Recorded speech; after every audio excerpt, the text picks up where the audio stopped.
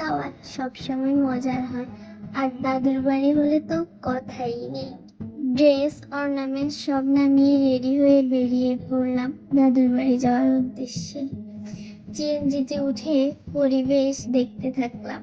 গাড়ির চাকা যখন দাদুর বাড়ির পথ ধরে, তখন শুধু রাস্তা নয়, মনটাও যেন ছোটবেলার দিনগুলোতে ফিরে যায়।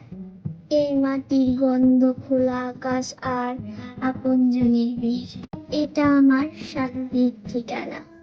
গাড়ি চলছে আর আমি মনে মনে প্ল্যান করছি কার সাথে কতখানি মজা করব। যত কাছে আসছি হৃদস্পন্দন যেন ততই বাড়ছে।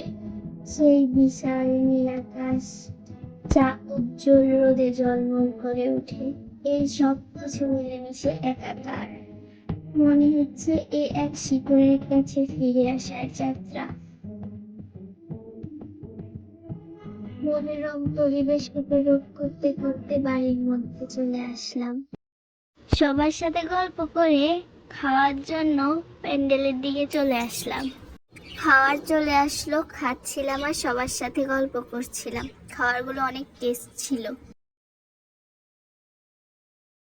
খাওয়া দাওয়া শেষ করে বাড়ির পিছনে পুকুরের দিকে হাঁটতে গেলাম। অনেকক্ষণ হাঁটাহাঁটি করলাম।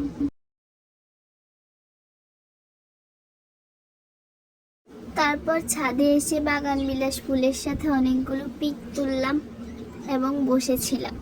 ঠান্ডা পরিবেশ, অনেক বেশি ভাল লাগছিল। দাদুর বাড়ি মানে অনেক মজা, অনেক আনন্দ। আজ আমার ব্লগটি এখানেই শেষ করলাম। খুব শীঘ্রই তোমাদের সাথে অন্য আরেকটি সুন্দর দিনের সুন্দর ব্লগের সাথে দেখা হচ্ছে।